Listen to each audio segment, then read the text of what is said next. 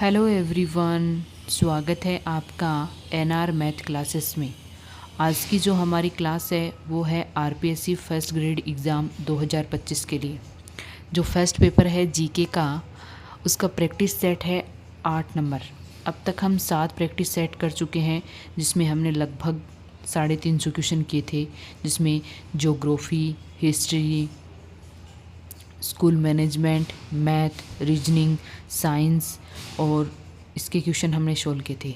आज के पेपर में भी हम इसी टाइप के क्वेश्चन सोल्व करेंगे जो फर्स्ट ग्रेड में पूछे जा चुके हैं और पूछे जा सकते हैं। सबसे पहले देखो, हमारा ये जो हिस्ट्री के क्वेश्चन होंगे आज के। फर्स्ट क्वेश्चन है हमारा, 1857 की क्रांति के समय ईस्ट इंडिया कंपनी का अध्यक्ष कौन था? तो देखो, 1857 की क्रांति के समय ईस्ट इंडिया कंपनी का अध्यक्ष था, वो था आर.डी. मेग्लस। कौन था? आर.डी. मेग्लस। ऑप्शन नंबर बी हमारा क्या हो जाएगा? करेक्ट हो जाएगा। और जो ये लॉर्ड कैनिंग है, ये क्या था? भारत का गवर्नर जनरल था। ये कौन था? भारत का गवर्नर जनरल था। गवर्नर जनरल था 1857 की क्रांति के समय। नेक्स्ट क्वेश्चन है हमारा, डलहौजी ने भारत में कितनी रियासतों का विलय गोद निषेध नीति के अंतर्गत किया था? देखो, जब डलहौजी भारत आया था तो उसने कई रियासतों को गोद निषेध नीति के आधार पर क्या कर लिया था? ईस्ट इंडिया कंपनी में शामिल कर लिया था। तो वो कितनी थी? वो थी 7। अब देखो, कई बार क्वेश्चन पूछा जाता है कि सबसे पहले उसने कौन सी रियासत को क्या किया था? गोद निषेध नीति से शामिल किया था। वो थी, फर्स्ट है सतारा। कौन सी? सतारा जो रियासत थी उसका विलय सबसे पहले किया था। एक है सतारा, एक है जेतपुर, थर्ड है बघाट, फोर्थ है जोधपुर और फिफ्थ है झांसी। 7 नंबर है नागपुर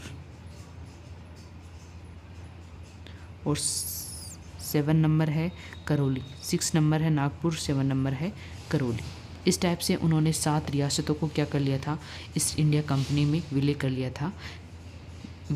कौन सी निषेध नीति के द्वारा? विलय गोद निषेध नीति के द्वारा। नेक्स्ट क्वेश्चन है हमारा, लेक्स कोकी कानून का संबंध किससे है? तो देखो, ये लेक्स कोकी कानून है वो 1850 में आया था। कब आया था? 1850 में आया था। और ये धार्मिक नियोग्यता कानून से संबंधित है। कहाँ से संबंधित है? धार्मिक नियोग्यता कानून से संबंधित ये कानून था, लेक्सी का कोकी कानून। नेक्स्ट क्वेश्चन है हमारा, यह अंग्रेज घुसपैठिया ही था जिसने भारतीय प्रथा को समाप्त कर दिया। उपरोक्त कथन किसका है? ये देखो, हमारा पास एक स्टेटमेंट है। क्या है? कि अंग्रेज घुसपैठिया ही था जिसने भारतीय प्रथा को समाप्त कर दिया है। ये किसने कहा था? तो वो कहा था कार्ल मार्क्स ने। मार्क्स ने क्या कहा था? कि अंग्रेज एक घुसपैठिया ही था जिसने भारतीय प्रथा को क्या कर दिया है? समाप्त। ऑप्शन नंबर ए हमारा क्या हो जाएगा? करेक्ट हो जाएगा। नेक्स्ट क्वेश्चन है, मंगल पांडे को फांसी देने वाले पैनल की अध्यक्षता निम्न में से किस व्यक्ति ने की थी?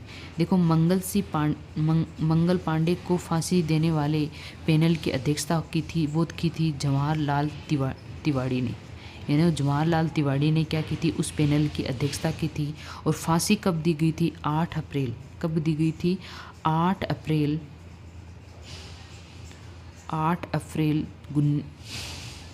1857 को। 8 अप्रैल 1857 को मंगल पांडे को क्या दी गई थी? फांसी दी गई थी।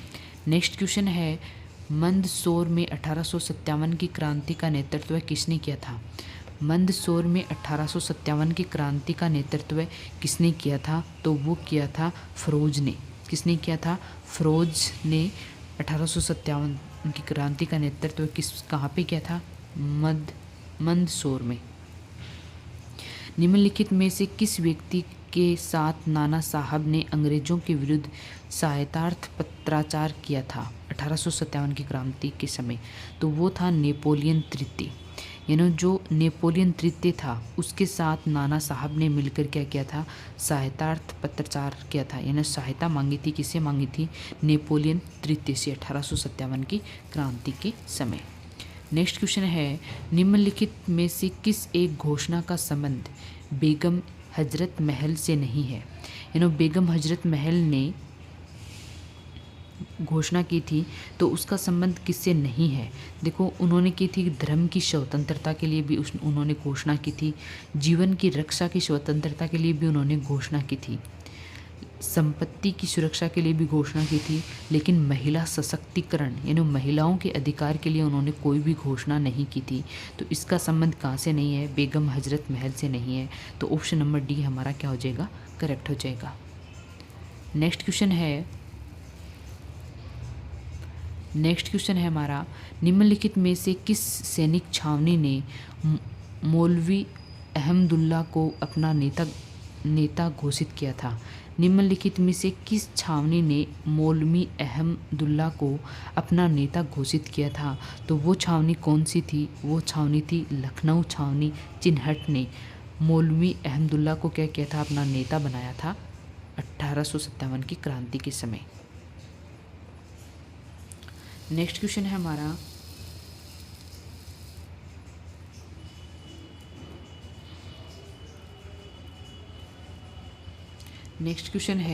निम्नलिखित में से किस भारतीय द्वारा सर्वप्रथम भारतीय भाषा में 1857 की क्रांति का इतिहास लिखा गया था? यानी भारतीय भाषा में 1857 की क्रांति का जो इतिहास लिखा था वो किसने लिखा था? वो लिखा था सैयद अहमद खान ने। सैयद अहमद खान ने 1857 की क्रांति का इतिहास लिखा था। कांग्रेस के किस अधिवेशन में प्रथम बार महिलाओं ने भाग लिया था? यानी पहली बार महिलाओं ने भाग कौन से अधिवेशन में लिया था? तो वो था 5वां अधिवेशन। कौन सा अधिवेशन था? 5वां अधिवेशन था। कांग्रेस का दूसरा विभाजन किस अधिवेशन में हुआ था? जो कांग्रेस का दूसरा विभाजन है वो कौन से अधिवेशन में हुआ था? तो वो हुआ था 1918 में, जो दिल्ली में अधिवेशन हुआ था उसमें कांग्रेस का दूसरा विभाजन हुआ था।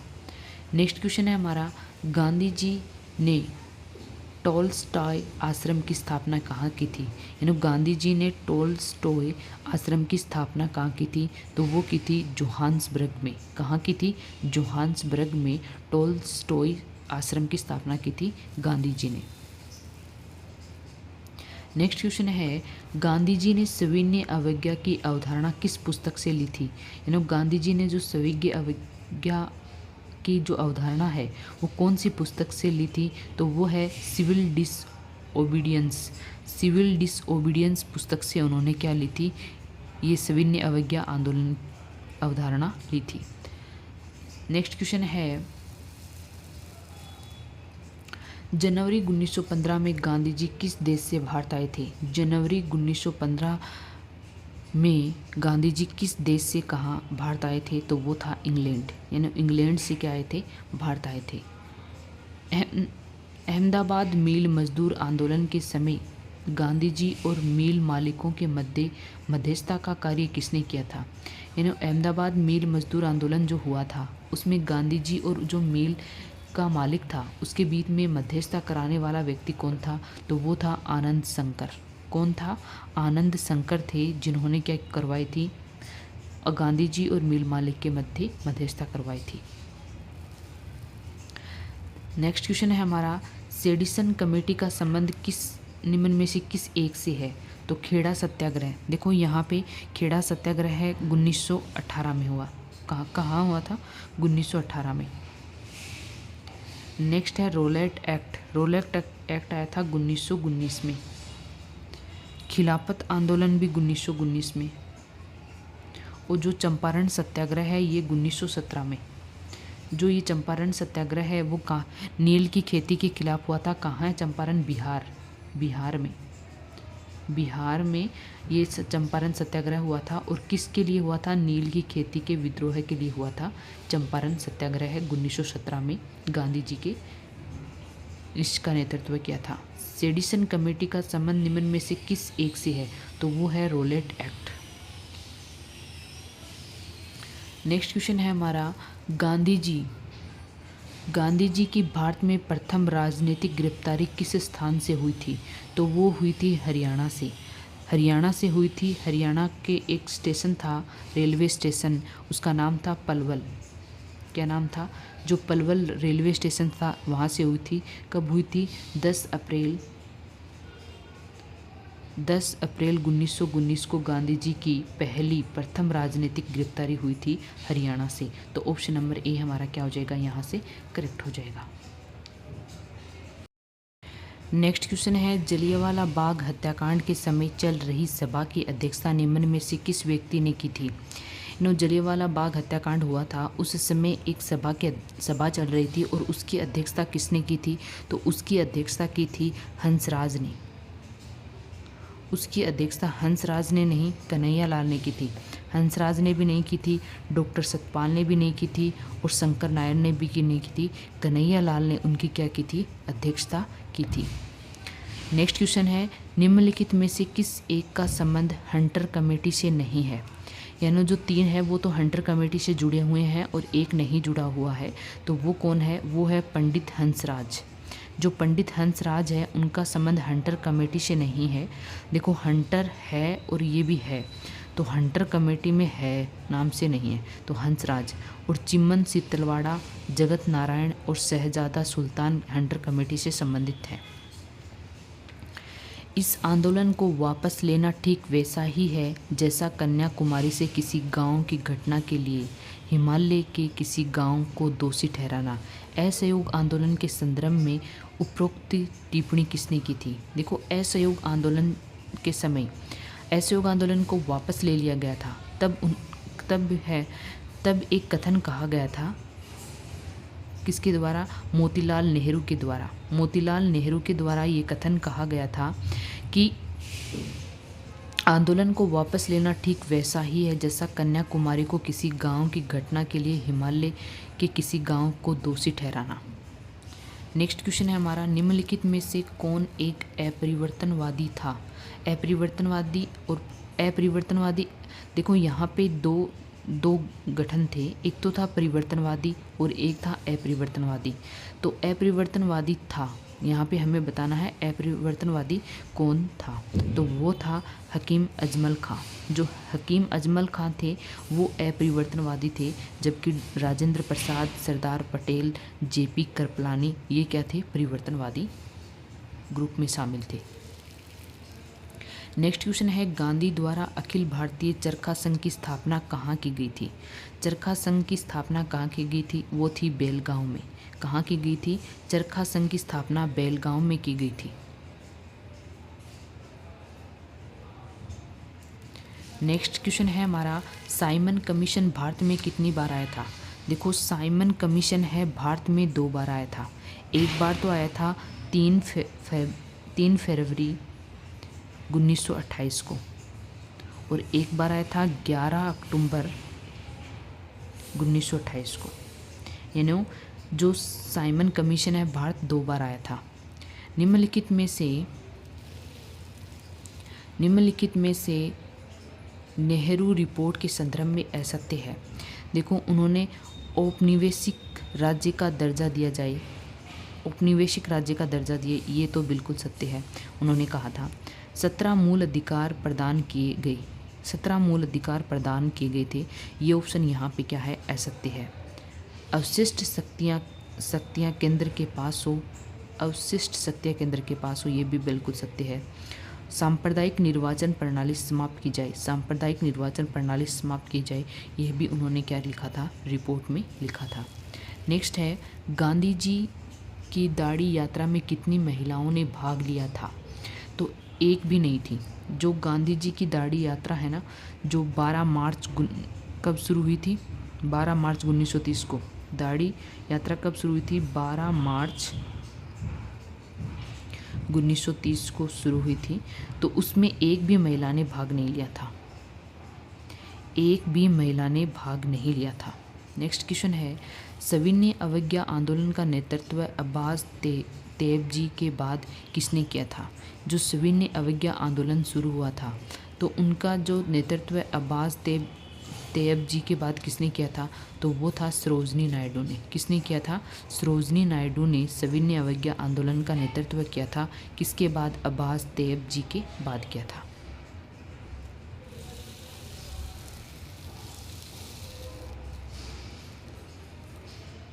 नेक्स्ट क्वेश्चन है, द्वितीय गोलमेज सम्मेलन के समय वायसराय कौन थे? यानी द्वितीय गोलमेज सम्मेलन हुआ था, उस समय वायसराय कौन थे? तो देखो ये भी कब से कब शुरू, द्वितीय गोलमेज आंदोलन कब से कब हुआ, सम्मेलन कब से कब हुआ था? वो हुआ था 7 सितंबर 1931 से लेकर 1 दिसंबर 1931 तक। ये द्वितीय गोलमेज सम्मेलन के समय वायसराय कौन थे? तो ये बताना है हमें, और इसका आंसर क्या होगा? बी, वो थे वेलिंगटन थे, वो उस समय वायसराय थे। लखनऊ समझौता किसके मध्य हुआ था? जो लखनऊ समझौता हुआ था वो किसके मध्य हुआ था? वो कांग्रेस व मुस्लिम लीग के मध्य हुआ था। किसके मध्य हुआ था? कांग्रेस व मुस्लिम लीग के मध्य हुआ था। ऑप्शन नंबर ए हमारा क्या है? करेक्ट है। नेक्स्ट क्वेश्चन है हमारा, किस आंदोलन का मुख्य उद्देश्य अभिव्यक्ति की आज़ादी से था? अभिव्यक्ति की आज़ादी से कौन से आंदोलन का संबंध था? कौन से आंदोलन का संबंध था? तो वो है सी, व्यक्ति सत्याग्रह। कौन सा था? व्यक्ति सत्याग्रह का जो संबंध था वो था, मुख्य उद्देश्य अभिव्यक्ति की आज़ादी से था। नेक्स्ट क्वेश्चन है ये हमारा यहाँ पे, क्रिप्स प्रस्ताव उस बच्चे की चिकित्सा का असफल प्रयास था जो अभी तक पैदा भी नहीं हुआ था। क्रिप्स मिशन के संदर्भ में ये किसने कहा था? देखो, क्रिप्स मिशन जब शुरू हुआ था तो उसके प्रस्ताव उस बच्चे की चिकित्सा का असफल प्रयास था जो अभी तक पैदा भी नहीं हुआ था। और ये कथन किसने कहा था? ये कथन किसने कहा था? तो वो कहा था पट्टाभी सीतारम्या ने।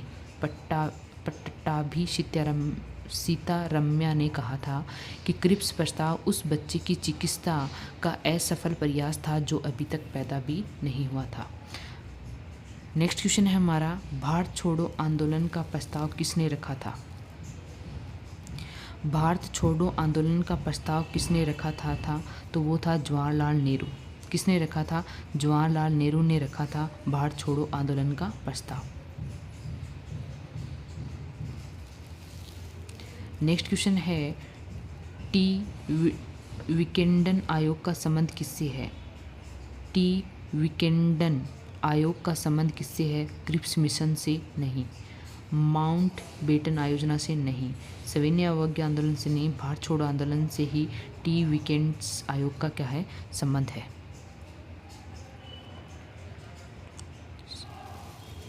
नेक्स्ट क्वेश्चन है, देखो यहाँ पे, सत्य के साथ मेरे प्रयोग में अब तक की घटनाओं का वर्णन है। देखो, सत्य के साथ मेरे प्रयोग, ये गांधी जी की एक पुस्तक है, सत्य के साथ मेरे प्रयोग। तो इस पुस्तक में कब तक की घटनाओं का वर्णन किया गया है? तो यहाँ पे कब तक की घटनाओं का वर्णन किया गया है? वो किया गया है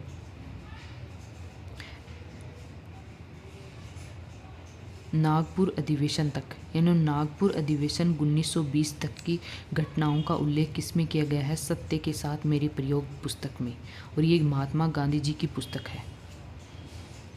नेक्स्ट क्वेश्चन है, वेवेल योजना कब प्रस्तुत की गई थी? जो वेवेल योजना है वो कब प्रस्तुत की गई थी? वो की गई थी 14 जून 1945 को। 14 जून 1945 को वेवेल योजना प्रस्तुत की गई थी। नेक्स्ट क्वेश्चन है, पंडित नेहरू द्वारा अंतरिम सरकार का गठन कब किया गया था? अंतरिम सरकार का गठन कब किया गया था? तो वो किया गया था 2 सितंबर 1946 को। कब किया गया था? 2 सितंबर 1946 को नेहरू जी के द्वारा अंतरिम सरकार का गठन किया गया था।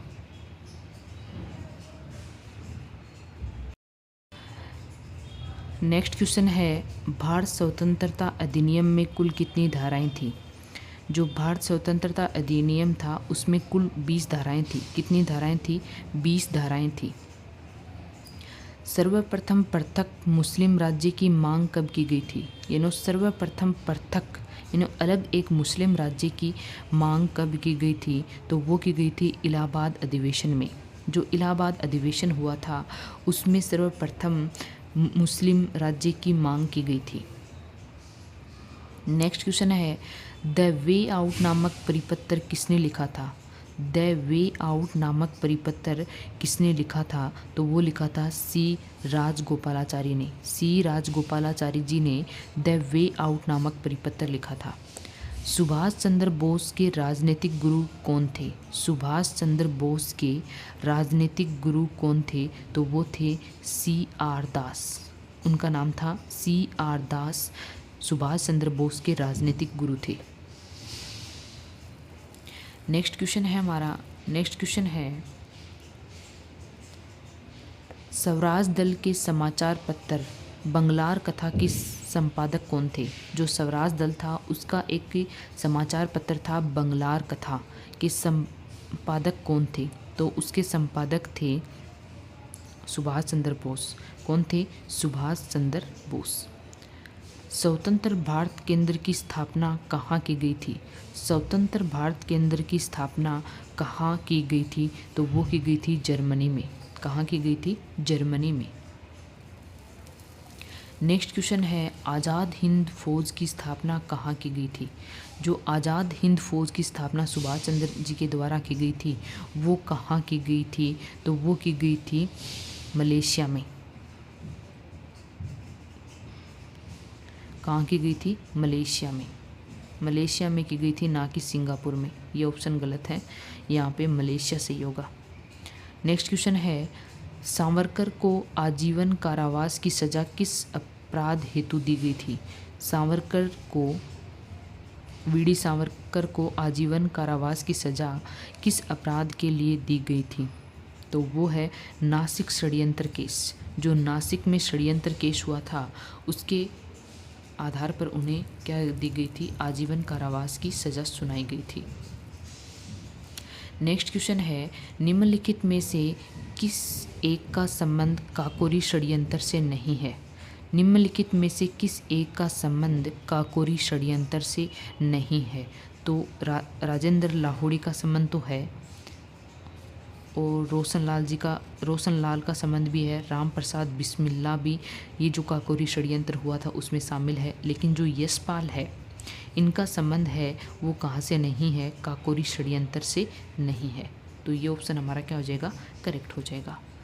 नेक्स्ट क्वेश्चन है, लाहौर षड्यंत्र केस कौन सा है? जो लाहौर षड्यंत्र केस सेकंड था वो कौन सा है? तो देखो, एक है सैंडर्स हत्याकांड, एक है समग्र क्रांति की योजना, लाला लाजपत की हत्या, असेंबली बम कांड। जो लाहौर षड्यंत्र केस है वो है सैंडर्स हत्याकांड। जो सैंडर्स एक अंग्रेज था, सैंडर्स, जिसकी हत्या करने के लिए लाहौर षड्यंत्र केस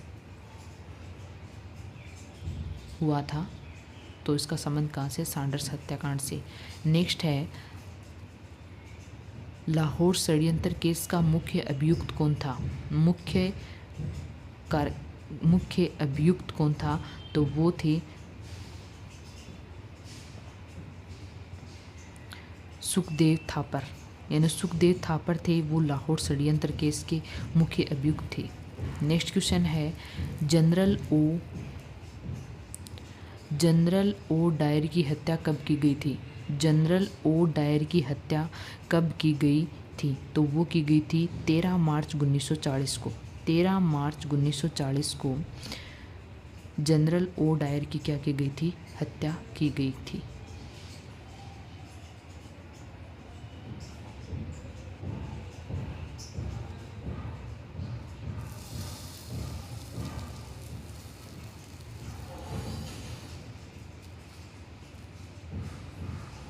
नेक्स्ट क्वेश्चन है हमारे पास, अमरचंद मूलतः किस रियासत का निवासी था? अमरचंद मूलतः किस रियासत का निवासी था? तो वो बीकानेर रियासत का निवासी था। ताता टोपे का सहयोग करने के कारण किस व्यक्ति को फांसी दी गई थी? जो ताता टोपे थे उन्होंने 1857 की क्रांति में जो महत्वपूर्ण भूमिका निभाई थी, उसका सहयोग करने के लिए किसे फांसी दी गई थी? तो वो है भैरव सिंह को। किसको फांसी दी गई थी?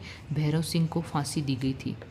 नेक्स्ट है, बिंदुसार के समय तक्षशिला में हुए विद्रोह का उल्लेख मिलता है। बिंदुसार के समय तक्षशिला में हुए विद्रोह का उल्लेख कहाँ पे मिलता है? दिव्यावदान में, वृहत कथा मंजरी में, दीपवंश में और कल्पसूत्र में। तो इसका आंसर है दिव्यावदान में। कहाँ पे मिलता है? दिव्यावदान में बिंदुसार के समय तक्षशिला में जो विद्रोह हुआ था उसका उल्लेख मिलता है। नेक्स्ट है, मौर्य काल का एकमात्र अभिलेख जो ताम्रपत्र पर अंकित है।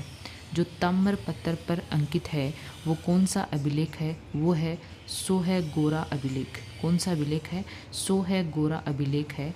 सर एक कोना अभिलेख भी नहीं है, जूनागढ़ अभिलेख नहीं है, कलंगी अभिलेख नहीं है। कलंगी अभिलेख जो अशोक से संबंधित है, उसमें ताम्रपत्र पर अंकित किया गया पहला अभिलेख, एकमात्र अभिलेख है, वो है सोहगोरा अभिलेख। नेक्स्ट क्वेश्चन है वो है अशोक के संबंध में सत्य कथन कौन सा है? सत्य कथन बताने हैं।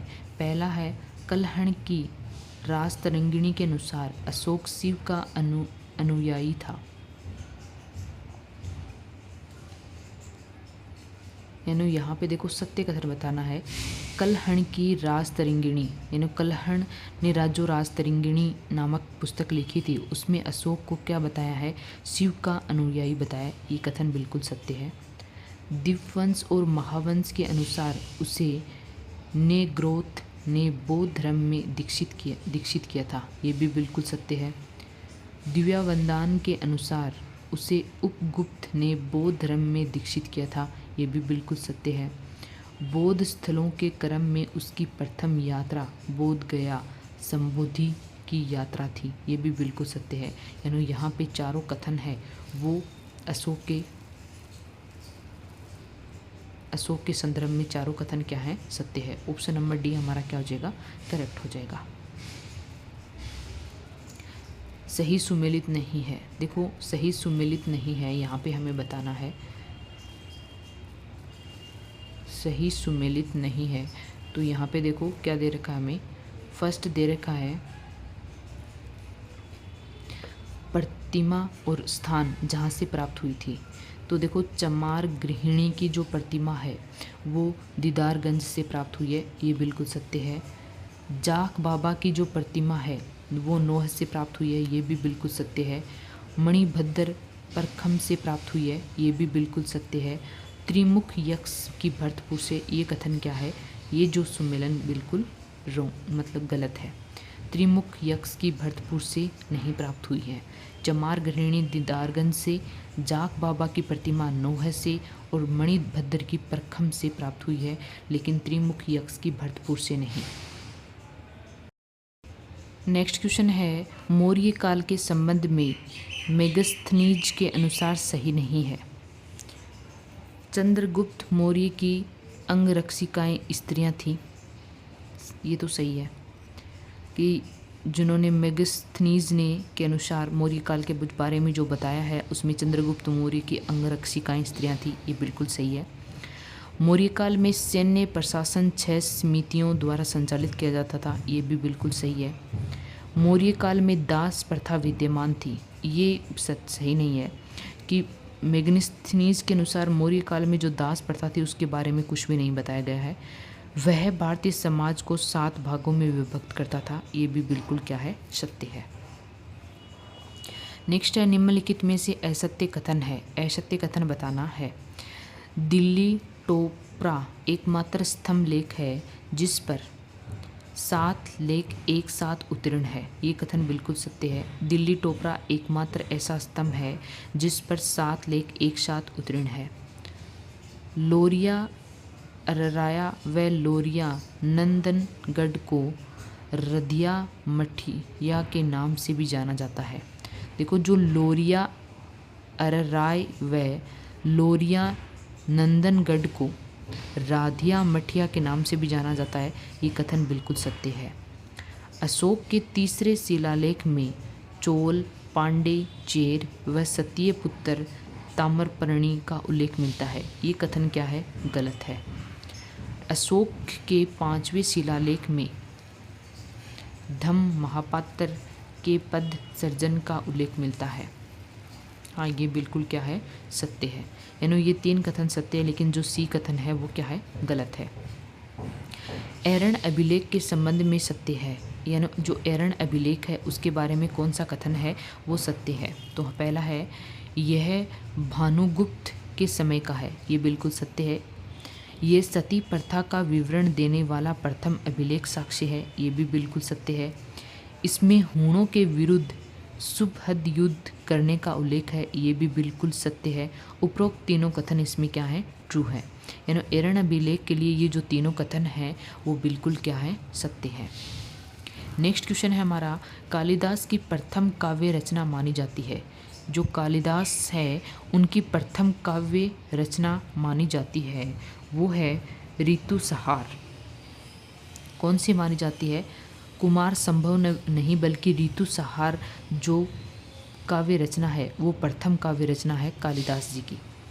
नेक्स्ट क्वेश्चन है, पर्सी ब्राउन ने गुप्तकालीनी वास्तुकला की 2 प्रवृत्तियों को चिन्हित किया था। किन 2 प्रवृत्तियों को चिन्हित किया था? किसने? पर्सी ब्राउन ने गुप्तकालीनी वास्तुकला की किन 2 प्रवृत्तियों को चिन्हित किया था? तो इसमें होगा हमारा ए ऑप्शन, सौंदर्य परक स्वरूप तथा संरचनात्मक प्रक्रिया को उन्होंने क्या किया था? चिन्हित किया था। कहाँ पे? पर्सी ब्राउन ने गुप्तकालीनी वास्तुकला के लिए 2 प्रवृत्तियों को चिन्हित किया था। तो एक तो है सौंदर्य परक स्वरूप तथा दूसरी है संरचनात्मक प्रक्रिया। नेक्स्ट क्वेश्चन है हमारा यहाँ पे, निम्नलिखित मंदिर व उससे संबंधित स्थान के संबंध में सही सुमेलित नहीं है। देखो विष्णु मंदिर है, वो तिगवा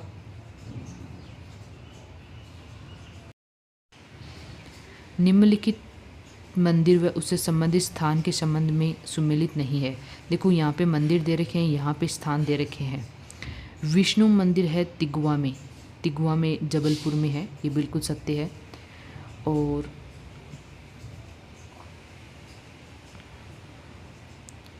दशावतार मंदिर देवगढ़ में है, ये भी बिल्कुल सत्य है। शिव मंदिर भूमरा सताना में है, ये भी बिल्कुल सत्य है। पार्वती मंदिर पिपरिया सताना में है, ये गलत है। यानी वहाँ पे शिव मंदिर भूमरा सताना में है, पार्वती मंदिर नहीं। तो ऑप्शन नंबर डी हमारा क्या हो जाएगा? करेक्ट, क्योंकि यहाँ पे सही सुमेलित नहीं है पूछा है। तो ऑप्शन नंबर डी हमारा क्या हो जाएगा? करेक्ट हो जाएगा।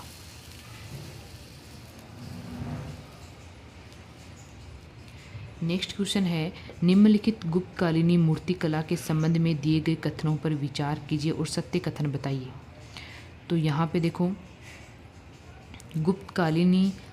गुप्तकालीनी सर्वाधिक मूर्तियाँ वैष्णव धर्म से संबंधित है, ये बिल्कुल कथन सत्य है।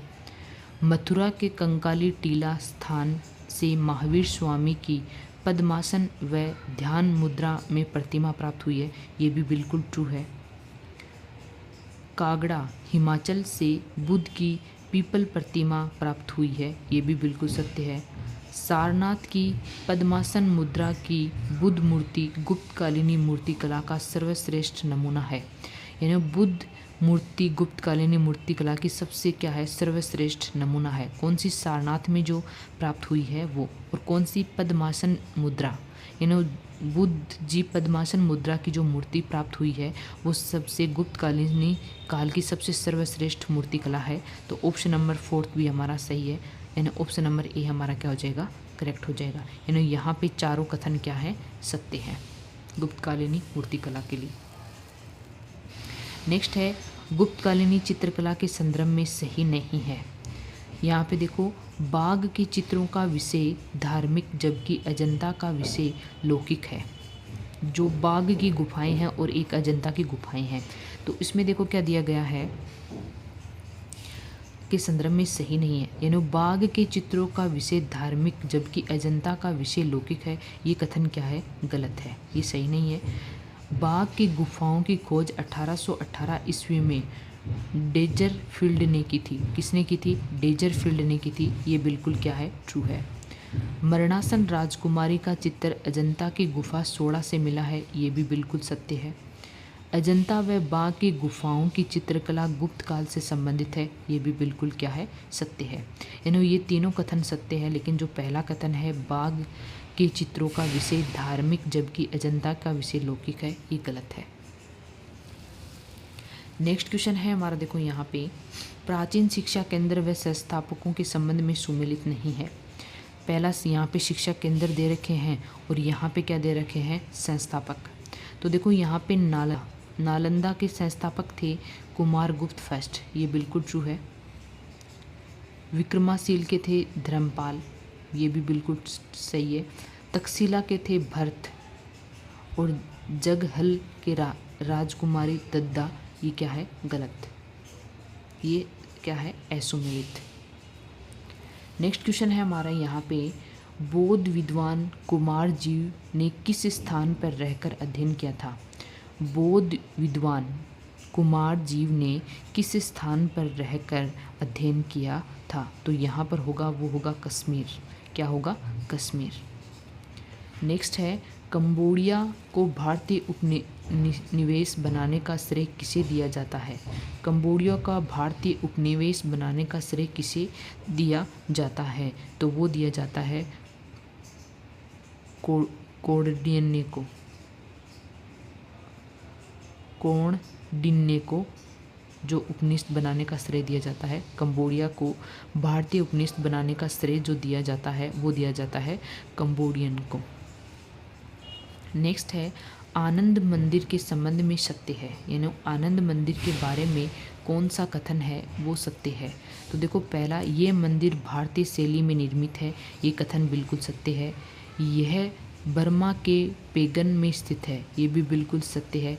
मंदिर में बुद्ध की प्रतिमा स्थापित है, ये भी बिल्कुल सत्य है। यानी यहाँ पे तीनों कथन हमारे क्या हैं?